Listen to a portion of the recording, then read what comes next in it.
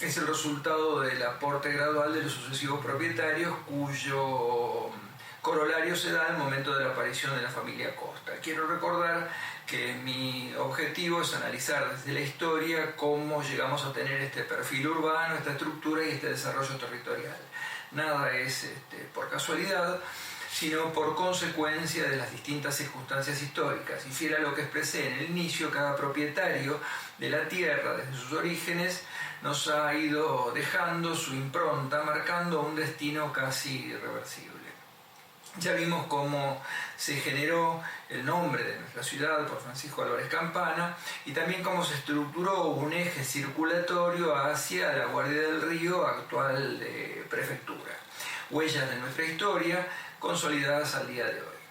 Antes de seguir con el análisis de la conformación de nuestro territorio, de nuestra ciudad, quisiera hacer un pequeño paréntesis para hacer algunos comentarios sobre anécdotas publicadas en la revista Caras y Caretas, aquella que mencioné en el primer artículo de esta serie. En esa publicación, hecha por el periodista Juan José de Soysa Reilly, muy famoso por aquellas épocas, se hace una semblanza de los hermanos Costa.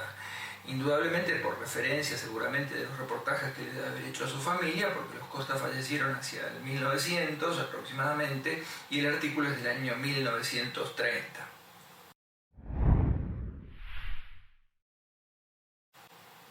Pero al parecer de Soysa Reilly se debe haber sentido muy impactado por el desarrollo y la evolución de Campana en aquel momento, como un centro de desarrollo industrial de ese tiempo. Indudablemente los números de la época abonaban su teoría. El puerto de Campana estaba en plena actividad. La aduana era una de las más importantes de la Argentina en virtud de la exportación agroganadera, y el desarrollo industrial petrolero era una de las fuentes de producción creciente. De Soysa Reilly, cronista de nuestra historia, dice en ese artículo, con la vehemencia que lo caracterizaba, que la aduana era la tercera del país y facturaba alrededor de 8,5 millones de pesos, y que el 65% de las naftas que se consumían en la Argentina eran producidos en Campana, tipificada como la Manchester argentina. Por otro lado, también hacía una referencia respecto a la bondad de su puerto. Decía que este era un puerto de gran calado que permitía el acceso de cualquier tipo de buques, y que cuando el río bajaba los puertos vecinos estaban inoperantes y el nuestro seguía de cualquier modo trabajando. Y también, como una anécdota de color, plantea que los comerciantes de Zárate se veían obligados a manejarse con el puerto de Campana para la carga y descarga de sus mercaderías.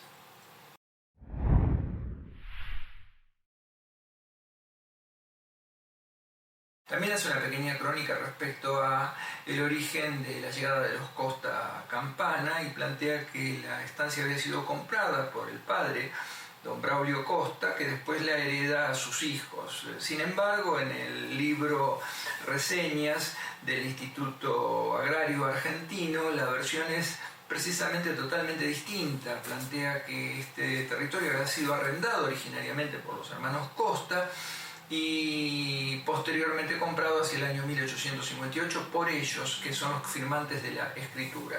En realidad esta es una dicotomía histórica que será objeto del análisis de los historiadores. Lo importante es que los Costa llegan al terreno y aplican sobre el territorio una impronta totalmente distinta de la producción agroganadera a la factoría de carácter industrial. La llegada de los Costa fue determinante en varios aspectos.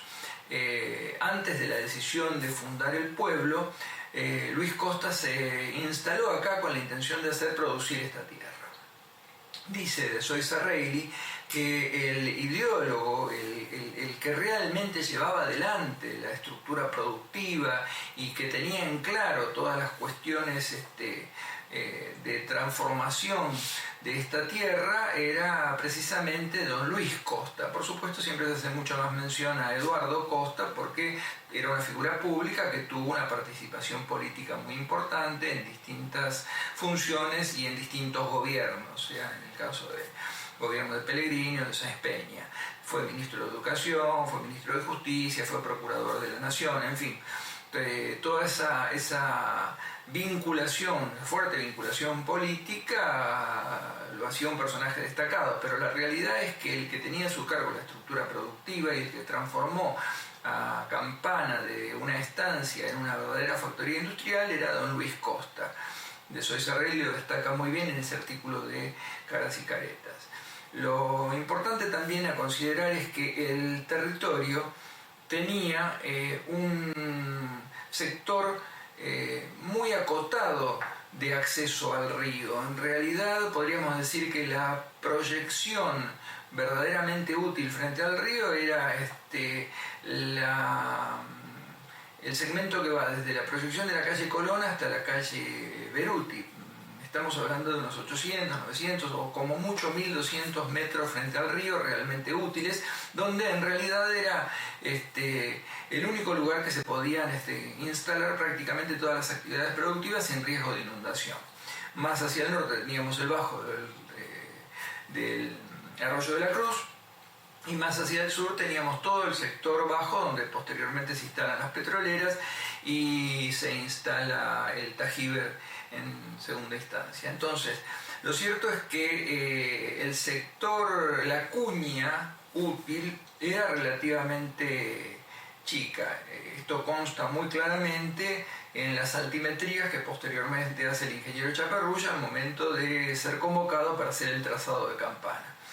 Y este es un dato bastante significativo porque cuando nos quejamos de nuestra situación de desarrollo industrial y una ciudad de espaldas al río, la realidad es que tuvo que ver concretamente con el origen de la ciudad. Esta no es una ciudad de India, sino es una ciudad industrial que nació a partir de las implantaciones productivas de espaldas al río.